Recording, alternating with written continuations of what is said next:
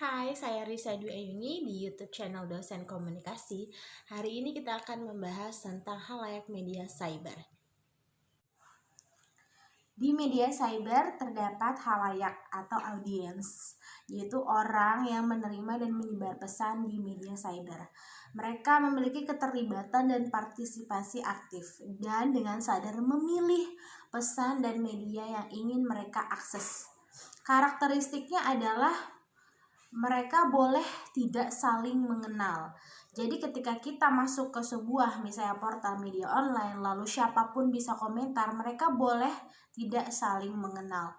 Lalu khalayak juga memiliki kekuatan sendiri untuk memilih media dan menciptakan makna dan persepsi. Makanya ketika kita melihat komentar-komentar netizen di media sosial, itu mereka beragam karena mereka punya kekuatan untuk menciptakan makna sendiri. Khalayak juga tersebar dan tidak semua konten yang diproduksi diterima oleh khalayak. Karena khalayak adalah pihak aktif dan penggunaan media juga tergantung tujuan yang dicapai. Jadi misalnya ketika menonton YouTube, mereka akan memilih channel mana yang ditonton, video mana yang ingin diklik, karena mereka bisa memilih-milih seorang yang mereka inginkan. Di sini mereka memiliki tujuan masing-masing. Ada yang untuk mencari hiburan atau mencari informasi dan referensi. Akhirnya media berlomba-lomba menciptakan konten sesuai kebutuhan khalayak. No wonder ya sekarang kalau misalnya kamu lihat konten di video, di YouTube, di televisi itu hampir sama semua. Jadi kalau misalnya ada sebuah video yang menawarkan humor, maka video-video lain juga menawarkan humor. Itu karena mereka berlomba-lomba menciptakan konten sesuai kebutuhan khalayak. Sebenarnya khalayaklah yang menginginkan konten seperti itu. Maka dari kreator sendiri menciptakan apa sih yang lebih disukai khalayak. Jadi kan konten juga memiliki pengaruh berbeda setiap individu. Jadi kalau misalnya kita men-share suatu konten, mungkin ada pendapat netizen itu memang beda-beda, itu sudah biasa ya. Khalayak juga bisa terlibat dalam produksi dan penyebaran berita. Itulah bedanya khalayak media cyber dan media tradisional, di mana media tradisional mereka tidak begitu banyak terlibat, sedangkan di media cyber selain menjadi penerima, mereka pun bisa menjadi penyebar dari pesan itu, bahkan pembuat dari pesan itu sendiri. Lalu kita masuk ke tipe khalayak. Tipe khalayak itu ada 4. Yang pertama adalah visitor atau web server. Ini adalah khalayak yang biasa berkunjung ke situs-situs lainnya. Biasa mereka mencari hiburan, informasi, atau referensi. Yang kedua yaitu resident atau pengguna akun. Misalnya kita menggunakan Instagram, maka kita adalah residen dari Instagram. Lalu yang ketiga adalah aktif partisipan. Aktif partisipan adalah khalayak yang aktif dalam menggunakan media cyber. Di sini mereka bukan hanya melihat-lihat, namun bisa menjadi kontributor, kolaborator, bahkan leader.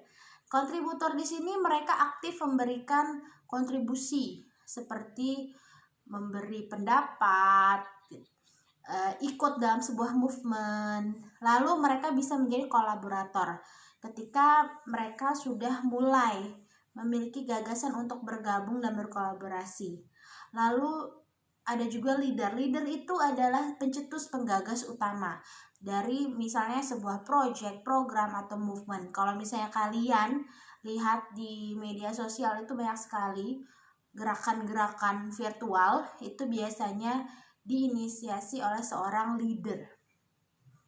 Dan yang terakhir adalah lurkers. Lurkers ini lebih ke tipe yang pasif. Mereka cenderung observasi saja tanpa berpartisipasi. Misalnya kita tergabung dalam sebuah grup WhatsApp, namun kita hanya menjadi observer saja, maka kita disebut oleh lurker. Lalu apa sih pentingnya khalayak? Halayak bagi beberapa media itu adalah penentuan rating. Artinya semakin banyak viewernya, maka semakin bagus sebuah program itu. Seperti misalnya YouTube, kalau misalnya banyak viewersnya, maka ratingnya akan tinggi. Otomatis video itu akan menjadi trending. Yang kedua adalah sebagai kekuatan sekaligus sasaran untuk memasarkan barang dan jasa tentunya.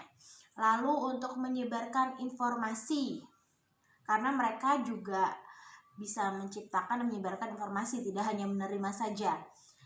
Yang selanjutnya itu adalah menyerap aspirasi dan membangun opini.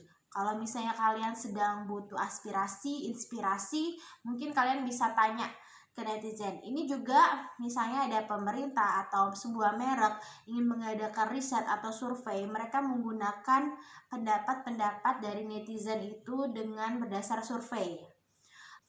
Lalu dalam media massa juga mereka sebagai pengawas atau penyeimbang berita. Jadi jika ada berita-berita yang sedang lalu lalang, mungkin kalian bisa cross check dengan halayak yang berada di wilayah terjadinya berita tersebut.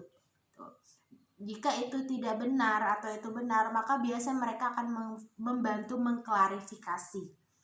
Dan yang terakhir bisa menjadi komoditas. Sekarang bahkan halayak bisa diproduksi, dijual, bahkan dibeli gitu.